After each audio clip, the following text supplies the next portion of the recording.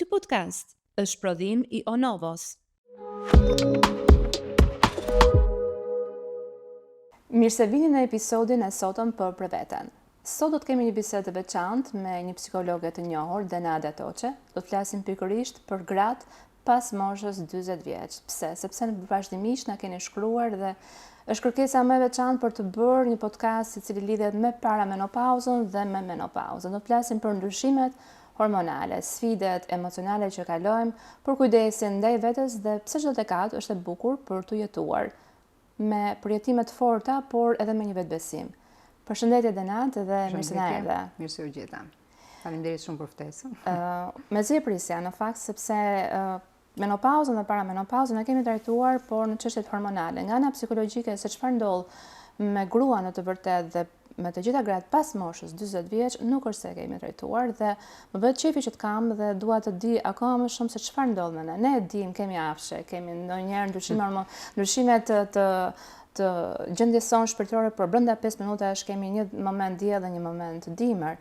E gjitha sot po flitet dhe po trumbetohet. Më bëhet shumë qefi që shumë e flasim. Në fakt është folur vetëm për menopauzën, pa u diskutuar para, që për mua është më rëndësishme se sa finali. Aty më besoj se ne mbarojmë. Në fakt, përveç ndryshimeve shumë të forta hormonale që gruaja përjeton, dhe ndryshimet hormonale kanë një impakt të jashtëzakonshëm tek individi.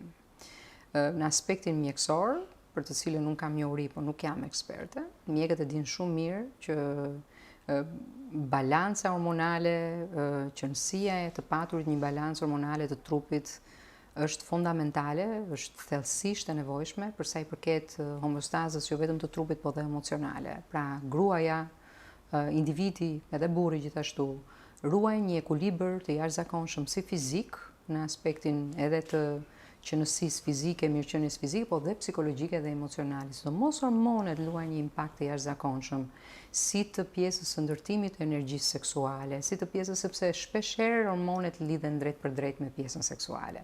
Po nuk është vetëm kjo. Hormoni është i jashtëzakonshëm, hormonet pra neurotransmetuesit janë element shumë të rëndësishëm, se këto janë derivate njëra tjetrës dhe funksionojnë, kombinohen me njëra tjetrën.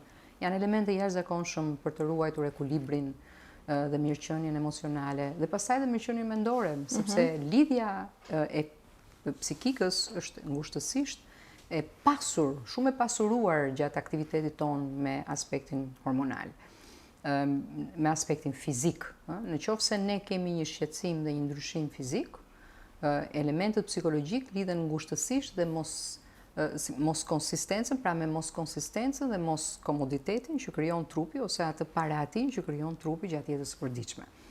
Të prish ekuilibrin, pra, kjo është e gjitha, dhe prishja e ekuilibrit dhe prishja e balancës. Balanca është shumë e rëndësishme në çdo aspekt, jo vetëm në aspektin fizik. Balanca psikologjike dhe emocionale, kur prishet, ti fillon dhe ke devijime. Dhe devijimet në jetën e përditshme të krijojnë boshllëqe që pastaj të kanë një impakt të jashtëzakonshëm në mënyrën se si sillesh. Në qoftë se dua të jem performante dhe dua të bëj një aktivitet të caktuar dhe papritur mbulohem me afshe dhe ajo të sjell si rraje të shpejta të zemrës, si nxehtësi të papritur dhe pastaj djersitje dhe pastaj një ftofje më mbrapa se trupi kërkon ftofjen. Nëse bëjmë një racionale në aspektin fizik, ky proces është natyral, sepse trupi, sinjali që i jepet trurit është sinjali që trupi është i nxehtë dhe do duhet, ose është i ftohtë, do duhet ta nxefin dhe pastaj do duhet ftohur. Janë disa sinjale që hormonet i japin në mënyrë të gabuar për shkak të paksimit të estrogjenit. Të gjitha këto janë të lidhura ngushtësisht dhe kulturalisht. Po të pyesësh prindit e mi, mamin tim për shembull, dhe në momentin që unë ndava me të për shembull, shiko mami se jam në një periudhë tani për cilën unë do doja ta ndaja me ty, si ke pasur ti në rinin tënde ose në të 40-at e tua, perimenopauzën, paramenopauzën. Dhe sot e kësaj dite mami im nuk e pranon për shkakun që jo, nuk kam pasur unë as afsha asnjë gjë. Dhe madje në atë periudhë janë gratë forta, e gjithë ky brezi. Ose nuk e kanë kuptuar ose ato nuk jepen. Nuk të deklaroje menopauzën ose paramenopauzën është si të deklaroje fundin. Prandaj dhe ato në momentin që i përjetonin simptoma të tilla fizike i mohonin. Dhe gjëja e parë që më tha ime më është, i ke mos i fol. Do të thënë, i thashëm Nuk i si mos i flisnin flas. zakonisht me shoqërinë. Dhe nuk i flisnin fare. Dhe madje me njëra tjetrën e kishin të deklaruar që shiko, e ke mirë mos e fol, kaloje me veten tënde. Dhe tha mami, mbaj mend një herë na thirrën në drejtori të gjitha gratë, ishin mësuese muzike. Dhe i shifim të gjitha ata që bënin televizion kështu, domethënë që realisht kishin avujt e tyre, afshet e tyre dhe ishte proces shumë normal. Dhe asnjëra nuk fliste dhe drejtori tha, ore është vap këtu, ndërkohë që ishte dimër, ishte vjesht në atë periudhë dhe tha mami të gjitha u skuqën tha dhe nuk dinin çfarë të bënin. Sepse asnjëra nuk mund të deklaronte që ishte para menopauzë ose kishte simptomat e afshëve. Dhe i me mësoi kësaj dite thotë, e ke? Pa mos e Mos e thuaj, sidomos partnerit.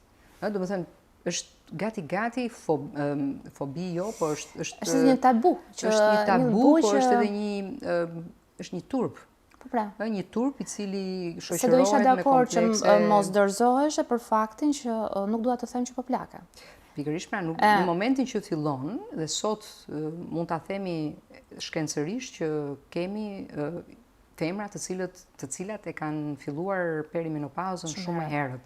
Madje ne kemi të dhëna statistikore, me sa lexova dhe moshën 26, 31, 34, madje që i kanë lënë periodat. Sepse vetë cikli menstrual ka filluar të nisë Ka filluar më herët. Pra, në momentin që ne kemi të dhëna, do duhet jo vetëm ta flasim, por do duhet madje të shkojmë më thellë se kaq.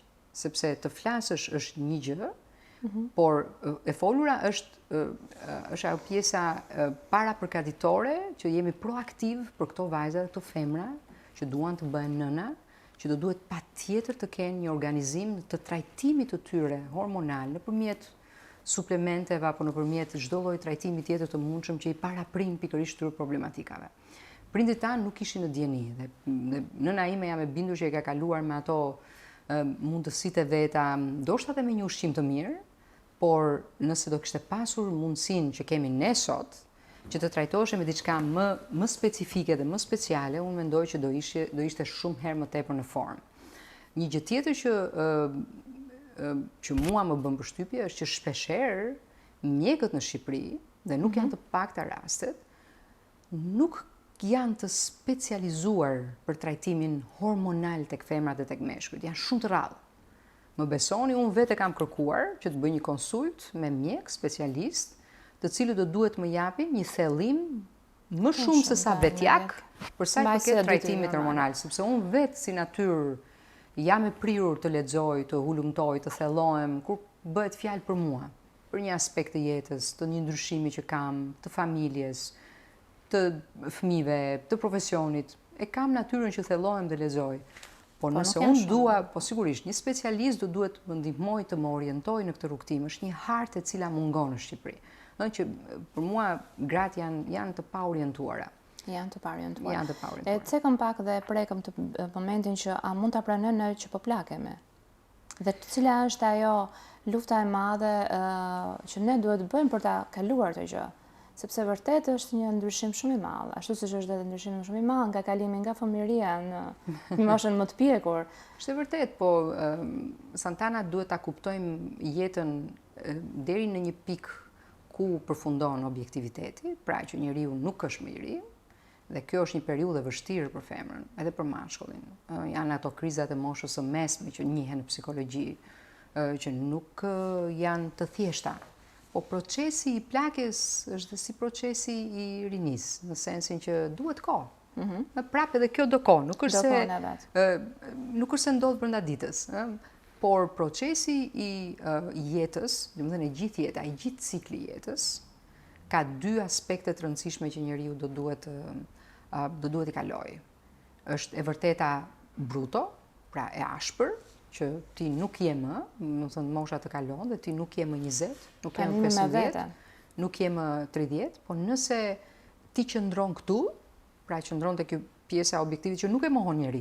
Pra në momentin që ti mohon këtë, patologjia fillon dhe zhvillohet emocionalisht, psikologjikisht, ti kthehesh në një Peter Pan që nuk të mbaron asnjëherë dëshira për të bërë gjëra që të afirmosh rinin. Ti nuk mund të afirmosh dot më moshën 20 vjeç. Nuk e afirmon më 30-ën, por ti afirmon një gjë të rëndësishme me jetën tënde, që ti nuk mundesh dot të pranosh dhe humbjen. Jo. Në sensin që ti nuk mund të humbasësh nga vetja, ti mund të jesh 20 vjeç dhe të humbasësh dhe të bëhesh të kthesh psikologjikisht në 60 vjeç. Ti mund të jesh dhe 30 dhe ti prap nuk arrin dot ta jetosh rinin. Për mua çështja e moshës, kjo është pjesa e dytë. Pra, e vërteta e ashpër, që do duhet ta kuptosh që ti nuk je më, patjetër, është që rinia dhe mosha kalon dhe kjo pranohet gradualisht, sepse fillon edhe kur je objektive fillon ta shikosh dhe jetën tënde në partneritet më me objektivitet dhe jetën tënde seksuale që të ndryshon më me objektivitet dhe fillon dhe ndërmerr veprime në raport me këtë lloj zhvillimi që po të ose këto lloj ndryshimesh që po të ndodhin. Dhe këto nuk janë dështime. Këto janë risi që ti mëson shumë herë më tepër. Në të gjithë njerëzit në këtë moshë që thonë që shiko se jeta seksuale ndryshon dhe ka mbaruar, nëse ti për një ndryshim të vogël mendon bardhëzi që kjo ka mbaruar, atëherë ti nuk arrin dot të zhvillohesh pa pse, se nuk pranon dot ndryshimin. Ka njerëz, pjesa më e madhe e marrin ndryshimin si disfat. Ndryshimi nuk është disfat. Ndryshimi është ti do gjesh mënyrën e adaptimit me ndryshimin dhe të zhvillohesh. Nëse nuk ke gjen zhvillimin në ndryshimin që ke marr, do të thotë që ti nuk po zhvillohesh. Ti ke thënë vetes, je vetë aktualizuar aty dhe ke stopuar aty. Ky është ndryshimi i faktit që kjo është pjesa e dytë, kur ti mbërrin tek ndryshimi i dytë. Dhe ndryshimi i dytë është pastaj çfarë do bësh me këtë gjë. Si do ta shfrytëzosh? Çfarë do ndodhi me jetën tënde më mbrapa? Ku ty po të shikosh spektrin e ndryshimeve dhe e pasurimit që ti ke në këtë moshë, aty do kuptosh që jeta nuk mbaron me nuk është plakje. Pra ti ke inteligjencën e ke më të kristalizuar, ke përvojën që nuk ta zëvendëson dot asgjë dhe përvoja ka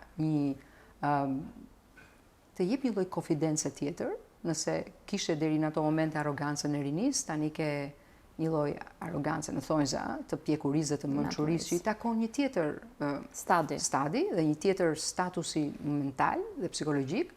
Ke një, për mua, domethënia më e madhe është që ke një mendësi, një mindset, po të duash, që të mund të krijosh një favor shumë të madh jetës përtej të 40-tave.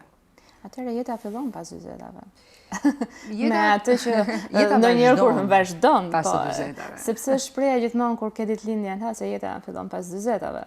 Ka një, thash është kjo. Po, është kjo pjekuria dhe kjo. që ne e cekëm. Ka një gjë atraktive të fortë tek femrat, edhe tek meshkujt, por kryesisht tek femrat mbas së 40-tave, që është kam përshtypjen kjo lloj konfidence, kjo lloj sigurie që ti ke. Është një moment delikat të cilën edhe meshkujt, sidomos meshkujt në këtë moshë, po dhe femrat e kalojnë, që është pikërisht një krizë e lehtë, ndonjëherë edhe vështirësohet pikërisht me këtë lloj mendësie kur nuk e ke, për kalimin e këtij stadi i të kuptuarit. Pikërisht që jeta jote do duhet të vazhdojë me këto ndryshime. Pra të pranosh ndryshimin. Change, very important, thonë psikologët amerikanë. Ti vetë ke përballuar, në çfarë stadi je, besoj se je paramenopauzë? Unë jam në stadin e perimenopauzës, e kam filluar vitin e kaluar, me disa simptoma që janë prezente, për cilat filloj fillimisht me hapshet. Më pas tash e komunikova dhe me ti me më, një moment, duke njohur çik natyrën, kush më njeh mua, unë nuk para komunikoj, edhe i me më për shumë e kanë çik vështirë që të kaloj, të thellohet me mua shumë. Pse, nga që ka rolin e psikologës? Jo, jam edhe pse në profesion jam ekstraverte, në sensi që mezi pres të them atë që më pasionon shumë, në marrëdhënie nuk është se hapem shumë kollaj. Dhe më duhet pak kohë, dhe sërish kisha kuriozitetin me qenë se ajo është grua dhe vinte nga një përvojë dhe mbaj mend. Santana, unë mbaj mend mamin tim që kalonte këto afshet, këto simptoma, e mbaj mend në atë periudhë. Kam një imazh të saj, se mami më shumë e sinqertë si natyrë, shumë e çilte, shumë ekspansive. Dhe i tregonte. Nuk jam mirë. Tregonte edhe në shtëpi dhe e mbaj mend dhe kur ja thash që unë të mbaj mend në atë periudhë, lodhin e saj të shpesht, ndonjëherë mërzit e saj të leta, se mami më është natyrë optimiste si natyrë. Dhe unë nuk i ngjaj asaj, dhe ndoshta askush nga ne nuk i ngjan tjetrit në këtë drejtim, ajo vjen në një mënyrë që ndryshimet e tuaja hormonale janë të tuat personale, dhe unë mendoj që të parat kanë qenë këto, një paqëmsi e lehtë. Pastaj u thellua një moment caktuar, ishte një pik që e pata unë në një periudhë, vitin e kaluar, në dimrin e kaluar, të paqëmsisë flas, ka një irritim emocional her pas here. Ajo është Është një gjë të cilën unë e kam konstatuar që në fillim dhe nga që e di që ekziston, mundohem që në ato momente të krijoj të riqem pak, të krijoj pak qetësinë time. Dhe ka një nervozizëm, pra një irritim emocional. Lodhje? Në disa ditë ndoshta mund të ndihesh të deprimuar, që nuk do ta fillosh ta mbarosh ditën, do vetëm të jesh me veten dhe asgjë tjetër. Ka një lodhje her pas here, po pastaj ka dhe një ngritje her pas here, domethënë ka një ndryshim emocional, do thosha unë, ulje ngritje emocionale. Mund të shoqërohet me elementa ankthit, unë i kam pasur një moment. Unë jam natyrë që kam episode ankthi her pas here, por jo të kësaj natyre. Janë vërtet diti veten që i ke ankthi, po jo kjo. E kam të shoqëruara në mënyrë racionale me një gjë që e di që do më ndodhi ose që më pret. Diçka që e kam shqetësim, prokupim, kurse në këtë rast ishte pa një shpjegim konkret. Nuk isha një sinjal që të kuptoje që nga më vinte. Nuk isha një arsye të justifikuar. Dhe për sa kohë nuk isha një arsye të justifikuar, e kisha fizike dhe e ndjeja fizike. Mbasi bëra një konsult me një profesionist, i cili më orientoi të bëj disa analiza dhe kuptova që isha në pjesën e paramenopauzës nga analizat hormonale. Mora disa konsulta, po mendoj që më së shumti, në mënyrë vetjake, jam thelluar shumë për të pasur një jetë me një balans, me një ekuilibër më të mirë, dhe ai thellim më ndihmoi dhe më orientoi në dy gjëra shumë të rëndësishme. Që për mua që janë aktiviteti fizik dhe ushqimi. Dhe ushqimi po dhe trajtimi i dur me nutricion, jo vetëm në ushqim, po dhe në suplemente. Po një nga gjërat e suplementet. Jo pse jemi në shtëpinë e suplementeve, por besoj se është momenti duri i grave në këtë periudhë që duhet i kenë. Unë mendoj që pa ardhur në atë kulminacionin e perimenopauzës, që pata vjet, unë mendoj që kam marrë vendimin e dur për shkak të një vështirësie time fizike. Në janar të 2023-shit, për herë të parë unë kam filluar palestrën.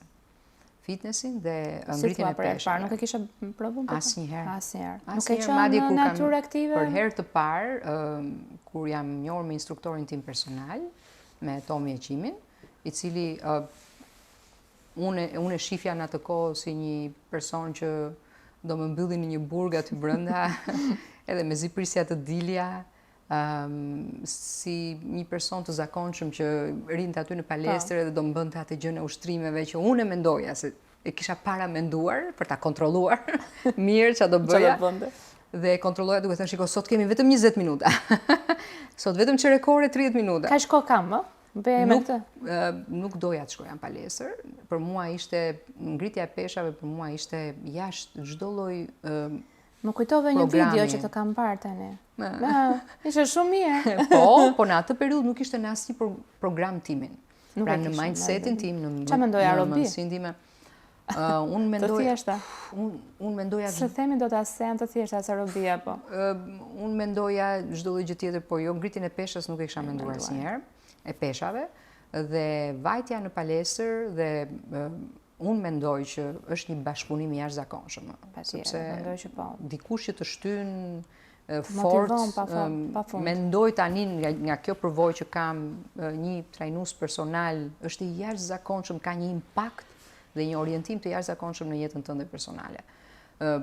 Sepse mund të shkoja larg me vullnetin tim deri në një pikë, po mendoj që dikush i cili është profesionist i Zotit, mirë, dhe fatmirësisht trajneri personal është njëri që ka me shumë pasion këtë gjë, dhe pasioni tim më shtyu akoma më tepër, që të njoh dhe pjesën e jetës të sportit të fitnessit, pra ta shoh si një mënyrë të jetuarit, po dhe një mendësi e cila të shoqëron gjatë gjithë jetës, nuk është e përkohshme.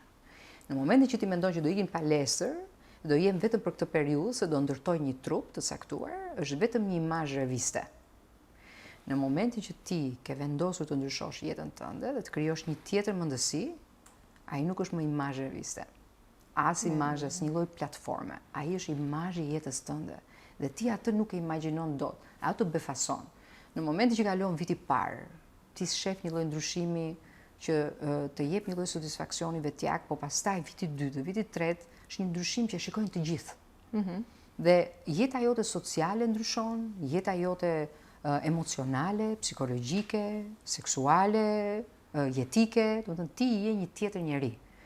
Dhe kur them një tjetër njeri është ajo që folëm më përpara, ti po ndryshon. Vetëm se ndryshimi që ke planuar të bësh tashmë është ndryshim që ti ke investuar, ti bën banking, dhe një investim të cilin nuk ta jep dot askush përveç ti.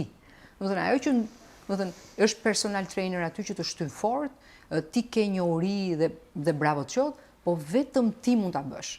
Nuk ka një shkop magjik dhe nuk të pret askush aty jashtë që të ndihmojë dhe të thotë që shikoj që ajo pleqëria jote që mos përfundojmë atë shkopin aty, e që ti mos përfundosh që mos çohesh dot nga divani, e që ti të përfundosh tek ai 7 vjeçari, 8 vjeçari që je në varësi të gjithkujt, dhe të betohem Santana, në ka një gjë që urrej në jetën time, është jemi varur te dikush tjetër. Dhe uroj, nëse Zoti do donte që ta kisha jetën e gjatë, mos varem nga as kërkush, as nga fëmijët e mi. Nuk ka gjë më të mirë se sa të jesh i lirë. Liria është një nga elementet më të rëndësishme. Njeriu lind dhe vdes vetëm, po njeriu nuk është asnjëri vetmuar kur është i lirë. Nuk ka liri më të madhe se sa kjo. Dhe mendoj që ky është një nga investimet më të mira që kam bërë në jetën time.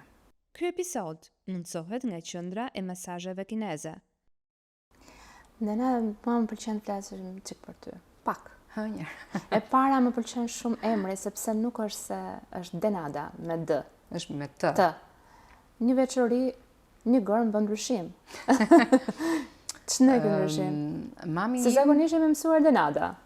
Ky është merita e mamit tim, e gjyshes time. Gjyshja ime vjen në shtëpi me këtë emrin Denada, me D, edhe thot, un kam lindur në orën 12 natës. Dhe vjen me këtë emrin, ishte në ato radhët e ushqimeve të asaj kohe. Edhe thot, kam gjetur çupës një emër, ishin nga Korça. Edhe kam gjetur çupës një emër, do quhet Denada. Tha mami, më pëlqen shumë, po ajo që më pëlqen më shumë është Denata. Denata. Sepse kjo ka lindur tha në natën, tha, doja që nata të ishte pjesë e saj. Në orën e parë, në 12:01 minutë, 2 minuta, unë kam lindur. Dhe kështu që mori emrin Denata. Dhe më pas, mami i mat në fakt, i tha mami, i tha babi tim, çfarë domethënie mund të ketë ky emër? Se mami donte me domethënie. Dhe ajo babi pastaj u lumtoi dhe është një lule që simbolizon në kohën ilire, simbolizonte inteligjencën, forcën e natyrës, diçka e tillë. Dhe që ti besoj se do t'i pare mbar të mirë. Nuk e di. I ke. Përveç se psikologës, raporti yt si nën, je nën klasike me djemtë tu? Po nuk di çfarë do të thotë nën klasike, në çfarë Nën klasike, ndoshta nëna klasike, kur them nëna klasike, marr parasysh nënat e brezit tonë. Okej, jo. Që këtë raportin, edhe të bisedojmë në një temë jashtë asaj të përditshmes, nuk e kanë nënat tona. Po unë nuk kam pasur një familje klasike. Unë jam rritur në një familje artistësh.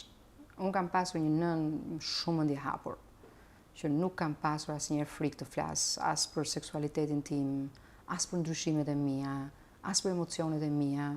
Do thënë Diana, se ne kështu i themi. Po, ashtu e gjithmonë. Ne i themi Diana, se ajo është Diana, nuk është vetëm mami, është vëllezërit e mi mund ta konfirmojnë këtë gjë.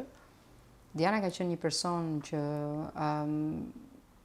ishte shumë e lehtë bëje bisedë me të. Edhe është. Ta lehtësonte. Edhe sot e lehtësonte shumë. Babi im që ka qenë pak më fanatik tek unë, ka qenë më... Kam përshtypjen që do jetë ajo debulesa e gocës. Ka pasur shumë merak babi gjithmonë, më merrte gjithmonë me vete kudo që ishim, bënim bashkë udhëtime gjuhëti, se është marrë shumë me gjuhëti, dhe më ruante. Preferonte më mirë të më mbante si çumë. Po sepse kam përshtypjen nga që kishte frikë. Dhe në këtë sens, nga frika dhe anktet e tij, po asnjëherë në shtëpinë time nuk është prekur një fëmijë me dorë. ne kemi qenë 3 fëmijë dhe nuk është ofenduar askush nga ne dhe nuk na është bërtitur ndonjëherë për ndonjë gjë që kemi bërë. Përkundrazi mbaj mend gjithmonë krahët e babit, sa herë që unë bëja diçka që nuk shkonte ose kisha një problem, edhe krahët e babit dhe dashuria e madhe e Dianës, e mamit, kur ne kemi pasur probleme. Dhe ma merr mendja që ky lloj modeli dashurie, dhe nuk është vetëm një fjalë dashuria, po me veprime. Ma merr mendja që unë e kam transmetuar edhe. Të ka ndihmuar besoj edhe te pjesa e profesionit kjo gjë? Ma merr mendja që unë kam pasur shumë pasion mjekësinë. Dhe orientimi drejt psikologjisë në fillim fare ka qenë po shkoj tek shkencat sociale, meqense nuk shkoj dot tek shkencat mjekësore. Ime më e ka pas shumë të vështirë në atë periudhë, mos harrojmë që mjekësia në periudhën tonë ka qenë shumë e vështirë për të ndjekur, edhe mami im nuk donte që unë ta mbaroja shkollën me nota që nuk do kënaqesh as vetë, me një cilësi në atë kohë që ajo e kishte me merak të pjesë, dhe unë zgjodha pastaj të bëj psikologji. Më pas, sepse ta pëlqesh psikologjinë dhe ta bësh psikologjinë janë dy gjëra të ndryshme. Këtë e them gjithmonë. Santana, nuk ka profesion më të bukur se sa psikologjia, po ta aplikosh atë, ti do duhet të jesh vërtet, do të jesh i ndërgjegjshëm që ke jetën e një individi në dorë për ta orientuar dhe për të qëndruar me të, helm pas helmi, fazë pas faze, hap pas hapi, dhe ta bësh atë kërkon thellim të lartë, të përditësim, dhe do duhet që ta kesh vërtet shumë pasion. Ta duash pafund. Ta duash shumë, sepse ajo është me ty. Domethënë ti je pjesë përbërëse e saj gjatë gjithë kohës. Dhe unë e zgjodha në fillim fare sepse më pëlqente, po pastaj ta bëja ishte një proces i vështirë, për cilën unë e kam kaluar dhe më vjen mirë që ka qenë një nga përvojat gjithashtu më të bukura që kam jetuar në jetën time.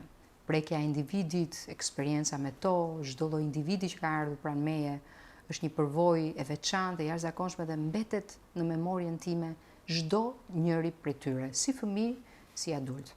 Dhe ja ke arritur adoleshentët, aktualisht me adoleshentët? Jam marrë një periudhë të gjatë, mbetet një nga pasionet e mia, nga trajtimi i gjithë gamës familjes.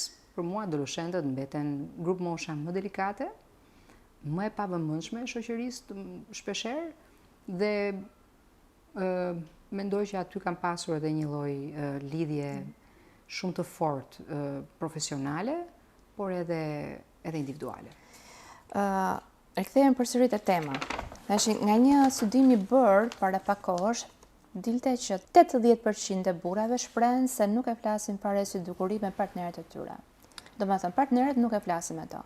91% e tyre nuk kërkojnë zgjidhje për ta kthyer intimitetin e tyre të humbur, dhe 83% deklarojnë se menopauza ka vështirësi komunikimi në çift. Dhe të gjitha burrat pas kanë një hashtag të çuditshëm. Hashtag men of the pause. Dhe studimi në fakt fliste pikërisht që menopauza nuk është vetëm e grave. Do të thotë që patjetër një ka ndikim shumë të madh në çift, në raportin që krijohet me partnerin, por edhe në familje, në bisedat, në shoqëri, men of the pause. Men of the pause. Kam përshtypjen që unë nuk do ta largoj temën, do jemi aty, por çdo lloj ndryshimi brenda partneritetit, nëse nuk është diskutuar që në fillim, dhe nëse nuk është pjesë dhe jetë përbërëse e jetës në çift, atëherë ajo nuk ka se si të jetë menopauza që është akoma më e vështirë të diskutohet në marrëdhënie, nëse nuk ka një marrëdhënie kaq të hapur me çdo lloj problematika që gruaja ka. A e kuptoni që gratë në Shqipëri kalojnë infeksione vaginale të thjeshta, nuk i diskutojnë me partnerët e tyre? A të vinë të gra që kanë vërtet probleme psikologjike në lidhje me këtë? Unë kam trajtuar marrëdhënie në çift. Të paktën vinë për këtë pjesë. Kam trajtuar marrëdhënie në çift madje të shumë partnerëve, të cilët thash diskutojnë, këto janë partnerë që diskutojnë hapur. Unë do them për ata që kanë pasur gra, të cilat vinë dhe kanë shumë të vështirë të diskutojnë dhe infeksionet vaginale të thjeshta ose infeksione që mund të jenë të komplikuara, që mendojnë që fajësia mund të jetë dhe e tyre, që në fakt mund të jetë i partneri direkt. Pra, mos diskutimi i këtyre elemente sjell problematika të jashtëzakonshme, ndonjëherë janë të shumë serioze për sëmundjet seksualisht transmetueshme. Por ta heqim këtë pjesën mjekësore. Në aspektin psikologjik dhe në aspektin e marrëdhënies në çift, unë mendoj që gratë në Shqipëri janë shumë herë më të limituara se sa meshkujt, sepse dhe janë edukuar kulturalisht kështu, që të mos flasë shumë për ndjenjat, për emocionet, për ndryshimet, të perceptohen si të përkryera në marrëdhënie, që janë aty të gatshme të bëjnë gjithçka, vetëm që mos preket marrëdhënia dhe në fakt ajo që preket direkt është marrëdhënia. Dhe të pastaj të diskutu, kur ti nuk e diskutuar dhe gjëra kaq të thjeshta, ndryshime kaq të thjeshta në marrëdhënie, se si do doje ta përsosje jetën tënde seksuale, se si do doje të krijoje disa liri akoma më tërheqëse në marrëdhënien tënde seksuale, se si ta bëje më të larmishme. Këto janë, mendoj unë, siç thoshim me dikur, luks të diskutosh në shtratin, ku në shtratin matërsor perversiteti shifet si e pisët. Do të thënë, ti nuk arrin do ta përsosësh këtë lloj perversiteti, këtë lloj elementi të rëndësishëm, këtë lloj esence seksuale që njeriu ka. Nuk e përsos dot. Si mundesh të kalosh pastaj në ndryshimet që të ndodhin në menopauzë, të deklaroj gruaja që gjatë marrëdhënies kam dhimbje. Kam dhimbje. Po. Të deklaroj gruaja që un kam sot, domethënë gjatë marrëdhënies mund të kem të pjesën e afshëve, ose të kem të zbritjen e libidos që nuk kam kënaqësi, nuk dua as të më afrohet, madje as të më prekësh. A mundet një grua ta bëjë një deklaratë të tillë? A e ka forcën për ta bërë një grua shqiptare në kulturën ku jemi? Dhe kjo merret si refuzim, sepse nuk është diskutuar, pra komunikimi seksual dhe komunikimi intim, se s'është vetëm seksual në penetrim, është intim, është seksualiteti në përgjithësi, kur ti nuk e ke pasur në thelb të marrëdhënies, si mund të mendosh që kjo do jetë një dinamik që do të shtohet mbas të 40-tave, apo mbas të 50-tave, apo mbas të 60-tave. Pra, se jeta seksuale perceptohet si një jetë që mbaron dhe bëhet një konotacion me plakjen. Ndërkohë që jeta seksuale ka një jetëgjatësi e cila krijon ndryshimet e saj, po një jetëgjatësi e domosdoshme për mirëqenien e njeriu derisa njeriu të mbylli syt po deshet. Pra, kur mendohet në këtë këndvështrim, të ndihet i gjallë, të ndihet. Po patjetër kur mendohet në këtë këndvështrim, njerëzit thotë është në terezi, po kjo është e shpifur dhe e pisët. Pra, ndarja e trupit me mendje në këtë mënyrë është një ndarje e cila unë sot e kësaj dite jo që nuk e kam kuptuar, po vazhdojnë akoma, madje dhe brezi i ri ta trashëgojnë këtë lloj mendësie, të parit të seksit dhe të seksualitetit dhe intimitetit me këto turpet dhe me këto tabut, të cilat i ndjekim brez pas brezi, pa u shkoqitur, pa u tjerrur një herë mirë që kjo është baza e partneritetit dhe baza e marrëdhënies. Kështu që a mundet një çift tash i cili nuk diskuton elementet më të rëndësishëm të intimitetit, shkojmë tek andropauza, si mund të dhe ne flasim për pjesën e menopauzës, por është dhe pjesa maskullore që është pjesa e andropauzës. Patjetër, unë mbaj mend, kam qenë një herë në një emision, në një nga televizionet kryesore dhe thoshte një nga ish politikanët shqiptar, thoshte: "Po ja do vija një moment tha kur edhe ne tha, që ishte akoma i ri, do lozim domino." Do të thënë, me një herë ai i kishte krijuar një imazh, tashmë konfrontacion të veten pleqnis në këtë lloj. I kishte dhënë një pamje çamëndësie që kur përfundon jeta e tij seksuale, pra me pak fjalë kur nuk arrinte të kishte më ereksion, ai do përfundonte të luante domino. Nuk është imazhi i luajtjes së domino, po fakti që ai i jepte mbarimin, pra e perceptonte dhe e çlironte gjithë energjinë e tij, e çlironte me këtë pjesën e mbarimit të jetës së tij. Ndërkohë që nuk mbaron me kaq. Intimiteti është më i lartë se sa penetrimi, domethënë është përtej penetrimit, është përtej asaj që mendojnë pjesa më e madhe. Nëse duam pastaj të vazhdojmë të jemi bazik si kafshët, le të jemi. Është. Por unë mendoj që potenciali njerëzor është përtej kësaj, është shumë herë më tej se kaq. E përmendëm më përpara pjesën e suplementeve, ti vetë i përdor, je përdoruese tani që bën dhe këtë jetën aktive me pjesën unë i kam përdorur suplementet, i kam përdorur dhe më përpara suplementet, por nuk kam qenë asnjëherë konsistente. Dhe nuk kam qenë asnjëherë me këtë njohuri që jam sot. Po, ndërgjegjësimi ka është bërë të paktën, po sidomos ka një vit e gjysmë, se kam qenë në proces të mësuari dhe njeriu, shqyr Zotit, nuk mbaron asnjëherë së mësuari. Ka qenë një proces gradual, kemi ecur krah për krah me trajnerin personal, duke trajtuar në fillim fare njëherë menaxhimin e jetës të ushqyerjes, pra Ke shumë të nutricioni, rëndësishme. marrja element, ushqimi për mua është një nga elementet më të rëndësishëm. Unë dhe më përpara kam bërë një kujdes të jashtëzakonshëm, po tani u bë të paktën një 2-3 vjet që mendoj që është një nga elementet më të rëndësishëm jetik dhe është motori kryesor i jetës. Si tek fëmijët, domethënë në familje, unë mundohem që të jap maksimumin, domethënë nuk e kompromentoj kohën time për asnjë gjë përveç se ushqyerjes. Pra ushqyerja për mua në familje është shumë e rëndësishme, jashtëzakonshme, sidomos tek kalamajt. Është një investim që do duhet ta bëj që tani dhe thash dhe me trajnerin personal i munduar shumë të punojmë bashkë. I kam kërkuar vazhdimisht dhe ai vetë që të më japi mundësinë të njoh sa më shumë tek pjesa e nutricionit, të marrë elementet më të rëndësishëm të stilit jetesës, se si do duhet ushqem, dhe e bëj praktikisht çdo ditë, me faza dhe me procese të caktuara, varet se çfarë dua të bëj me trupin tim, dhe suplementet ka qenë pjesë e saj, sepse do duhet patjetër me një stërvitje kaq të fortë, është e pamundur trupi të rimarrë veten pa marrë suplementet e duhura. Është shumë e rëndësishme. Unë marr të paktën 8 ose 9 suplemente që janë pjesë e jetës time çdo ditë. Tani jam dhe në një mjekim që do më duhet të marr edhe 1-2 vitamina ekstra, por që për mua janë jetike. Janë disa gjëra që e kanë ndihmuar trupin tim dhe i kanë dhënë një impakt të jashtëzakonshëm. Unë edhe në shtatzaninë e dytë, suplementet për mua kanë qenë pjesa kontributi më i rëndësishëm për përgatitjen e ambientit tim brenda uterin përpara se të bëja planifikimin familjar. Nuk e kam pasur në të shtatzaninë e parë në këtë formë dhe e di impaktin që më ka dhënë, e di se sa kontribut ka dhënë në atë periudhë për rritjen e antimilurianit, për vitamina D, për shembull, është një nga gjërat që unë nuk e ndaj, mendoj që është D barazjeta, e vërtet e përdor në mënyrë shumë të rregullt. Dhe thash, unë mendoj që i kam dhënë një mundësi vetes time që ta shndroj stilin tim të jetesës tashmë në një jetesë që premton shumë më tepër për të nesërmen se sa denada e 3 viteve përpara. Dhe e them me plot gojën që janë 2 kombinime shumë të mira, aktiviteti fizik dhe pjesa e ushqyerjes apo pjesa e marrjes së çdo suplementi që do ndihmonte raport me këtë gjë.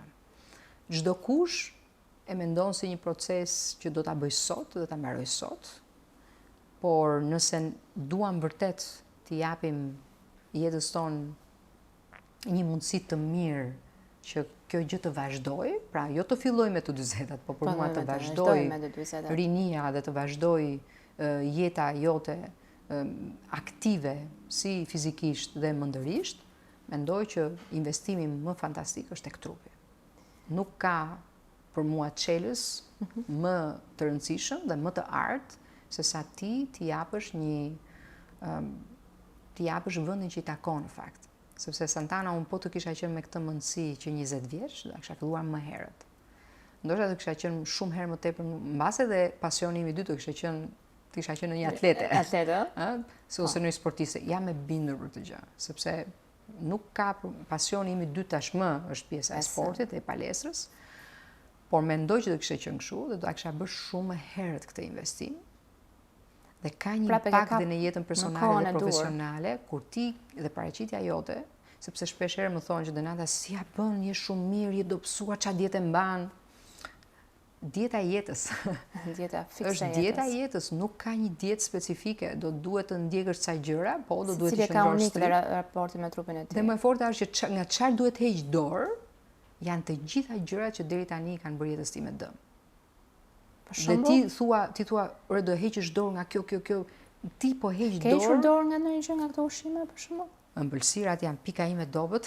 Unë kam hequr dorë dhe tani jam shumë krenare që kam hequr dorë. Sheqeri për mua është një nga elementet më të rëndësishëm, burimi kryesor i çdo lloj smundje të mundshme. Çdo lloj smundje, përfshirë dhe kancerin. Nuk ka, dhe unë kam nga familja predispozitën dhe nuk do doja fare që ti jepja kësaj predispozite ushqim. Kështu që më ka diçka që kam hequr dorë me shumë krenari, janë sheqernat, ëmbëlsirat, edhe çdo lloj ushqimi tjetër që ndonjëherë mendoja, se ne mendojmë që shumë prej ushqimeve që ham janë të shëndetshme. Ne, jo, unë mendoj se jemi Unë mendoj që po. Jam friksuar çdo ditë biles. Unë mendoj që njeriu duhet të hasë sa më thjesht. Çdo gjë e përpunuar dhe çdo gjë që nuk vjen nga toka dhe nga natyra, dhe çdo gjë që nuk vjen me elementet e dur të nutricionit, vlen që të mos jetë fare në tavolinë dhe në shtëpinë tuaj. Le të jetë frigoriferi bosh. Se shpeshherë thon ta kemi dhe këtë, ti kemi aty që frigoriferi të jetë plot. Ky kompleksi i varfërisë së pasurisë, mua personalisht më shqetëson. Dhe njerëzit mendojnë që kjo lloj diete, kjo lloj mënyre është e shtrenjtë. Jo, nuk është e shtrenjtë fare. Kjo është të blesh bukën çdo ditë dhe ta mbash aty me radhë dhe ta hash gjysmë bukën ditë, ajo është shumë e varfër.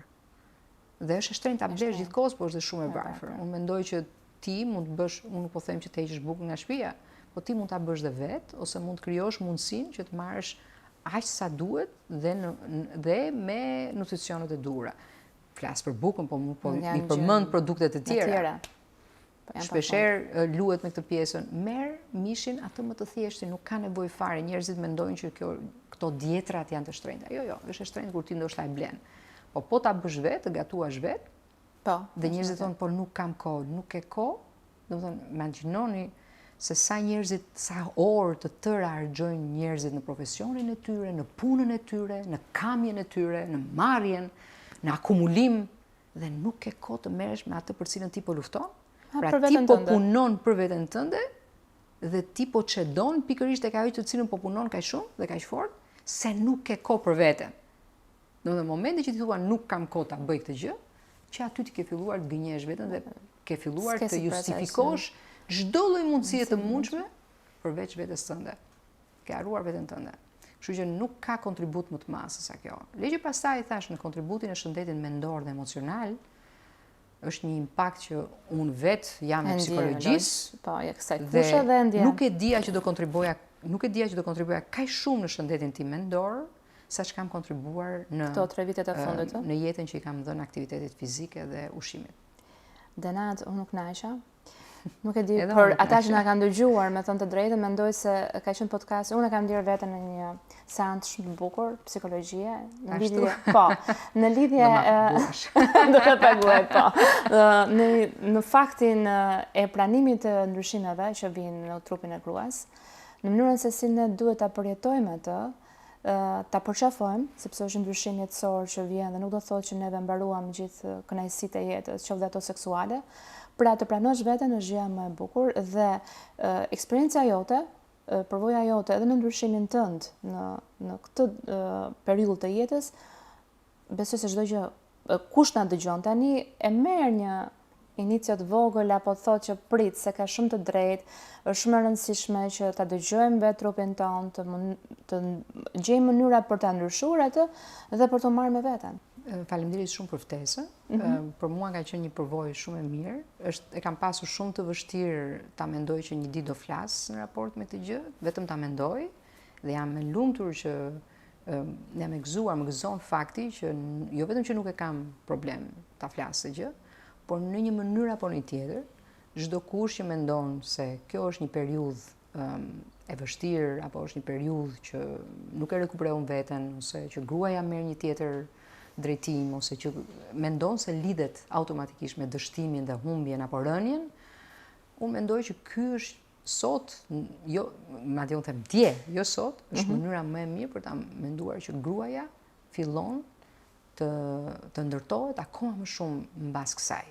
Ky ndryshim është ndërtim, nuk është një ndryshim që sjell humbje. Kthehemi prapë tek ajo shpreha, fillon pas 40-tave, por nuk të lë dot pa të dhënë dhuratën nga Onovo, që këtu kemi suplementet e duhura, pikërisht për stilin tënd të jetesës. Po patjetër mund t'i hapësh. Patjetër do gjesh pjesë që ja vlen. Okej. Kjo është për tretjen. Është fantastik. Mirë, se unë në fakt nuk e kam shumë rahat tretjen. Më pëlqen. Fantastike, shumë faleminderit. Kjo dhuratë më e mirë se kjo. Faleminderit dhe ti për kohën, faleminderit për gjithë bisedën. Besoj se është për kockat. Support, bond, join. Fix e duhura për ushtrimet dhe palestrën që bërë. Faleminderit shumë, ishte shumë kënaqësi. Unë shpresoj që do kemi përsëri tema për diskutuar dhe të mirëpres. Faleminderit shumë për ftesën. Faleminderit që na ndoqët dhe rishihemi në episodin e radhës. Ky episod mundsohet nga Qendra e Mesazheve Kineze. Thank you.